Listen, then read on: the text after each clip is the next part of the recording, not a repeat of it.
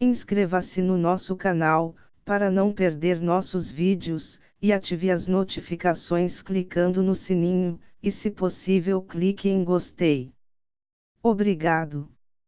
Marieta Severo, foto, reprodução. Imagine que a trama da novela O Outro Lado do Paraíso se passasse na década de 1940, com os personagens em figurinos de época e alguns ajustes pontuais. Não ia mudar absolutamente nada. Sem tirar nem pôr, a novela de Valcir Carrasco parece ter sido concebida para uma atração de época do horário das 6. O texto, as situações, as falas e comportamentos do personagens são todos anacrônicos, ultrapassados, fora de nosso tempo, não condizem com a atualidade, e não é porque o interior do país seja, talvez, atrasado quando comparado ao Rio ou São Paulo. O alvo. O público conservador, ou o que não está a fim de ser desafiado ou instigado. O dinamismo foi a maior qualidade do roteiro do autor, que mostrou fôlego com 1001 reviravoltas e o poder de fisgar o público e mantê-lo grudado em sua história por 6 meses, causando catarse e, assim, fidelizando a audiência. Porém, para dar conta da trama ágil, Carrasco abriu mão de um texto mais elaborado e caiu no simplismo de diálogos repetitivos e rasteiros em trechos batidos e situações forçadas, mandando a coerência e a verossimilhança às favas e subestimando a inteligência do espectador.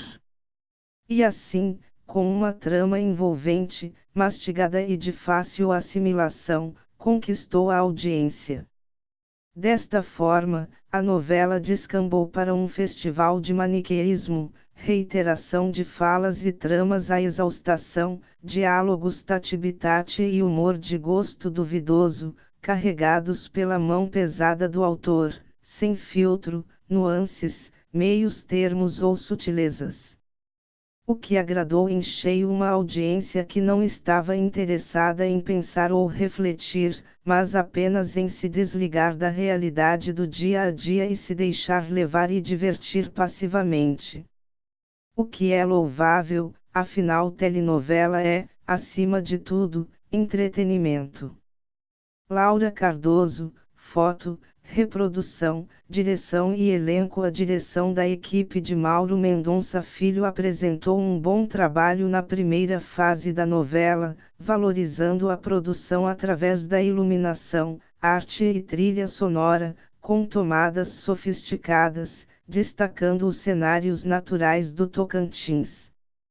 Porém, a partir da segunda fase, ficou evidente o desnível com o texto de Carrasco, o que forçou a direção a acompanhar o roteiro ingrato do autor. Mesmo assim, em momentos pontuais, os diretores tiveram resoluções bem administradas para o texto: a fuga de Clara do manicômio, seu retorno triunfal, o julgamento do pedófilo e o casamento de Mercedes e Josafá foram alguns dos melhores momentos da novela.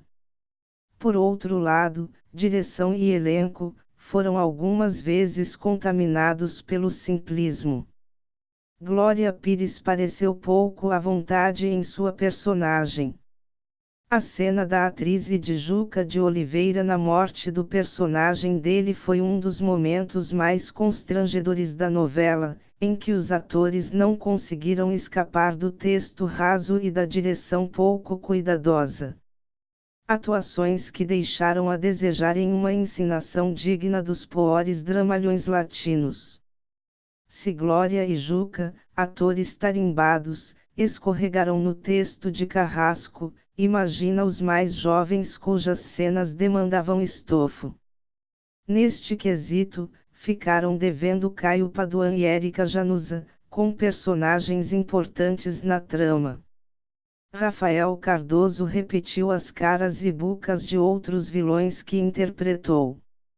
Ainda, Bianca Bin, ótima na primeira fase da história, caiu na armadilha da cara de paisagem para justificar uma personagem fria e vingativa, e Júlia Dallavia ficou limitada a uma personagem ruim e sem camadas, diferente de seus trabalhos anteriores, pelos quais foi bastante elogiada. Em contrapartida, brilharam Eliane Giardini, que imprimiu personalidade e carisma à sua personagem racista, Fernanda Montenegro, que tentou levar com dignidade uma personagem nada crível, Marieta Severo, que sabiamente fugiu do tom cômico na criação da vilã maniqueísta, e Laura Cardoso, que mesmo com uma personagem pequena, deu a impressão de se divertir em cena. Há de se registrar ainda as ótimas atuações da experiente Ana Lúcia Torre e da novata Bela Piero, e o desperdício de Fábio Lago, Zezé Mota e Tainá Miller, atores talentosos relegados a papéis menores e sem importância.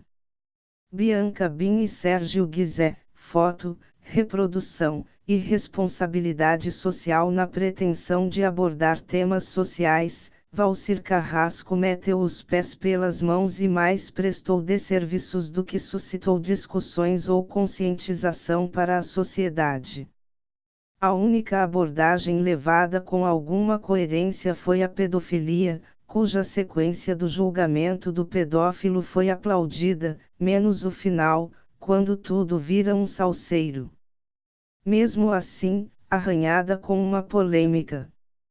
Porque um problema grave como o enfrentado pela personagem Laura foi tratado por uma advogada novata que fez um curso de CUT e aprendeu a fazer hipnose. Porque Laura não procurou um profissional experiente da área específica, um psicólogo ou um terapeuta.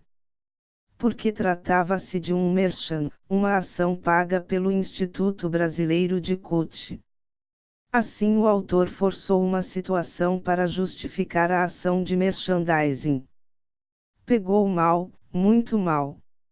Ao tratar racismo, homossexualidade, nanismo, alcoolismo, violência doméstica, assédio, corrupção e prostituição, o autor perdeu a oportunidade da abordagem profunda, conduzindo tudo para a caricatura ou a discussão rasa, com desfechos mal alinhavados e vazios. O outro lado do paraíso promoveu o deboche de minorias e oprimidos através do humor anacrônico, apelativo e de mau gosto que não cabe mais nos dias atuais, chamado pejorativamente de humor zura total. Escárnio de prostitutas, gays e anões disfarçado em alívio cômico. Uma lástima. Todo o avanço conquistado por a força do querer na discussão sobre homossexualidade e transexualidade pareceu jogado ladeira abaixo cada vez que surgia o núcleo gay de o outro lado do paraíso. É como ter avançado 2 passos e depois voltado 3. Em vez de garantir o patamar alcançado para não haver retrocesso, Carrasco só reforçou preconceito, estigmatização e estereótipos. Assim, o autor passou 6 meses pregando a cura gay e ridicularizando gays desprezados por suas famílias para, ao final, dar uma conclusão paliativa: a mãe aceitou o filho porque ele ameaçou abandoná-la. Da mesma forma, a racista, que durante a novela inteira proferiu impropérios contra negros, ao final, como num passe de mágica, tomou consciência de seu preconceito. Não houve a intenção de levar homossexualidade e racismo à pauta da sociedade, apenas apresentar como alívio cômico para fisgar audiência. Um desserviço se pensarmos que personagens preconceituosos, assim como os vilões, funcionam como uma válvula inconsciente de escape, para que o público extravasie o preconceito através de esquetes de humor.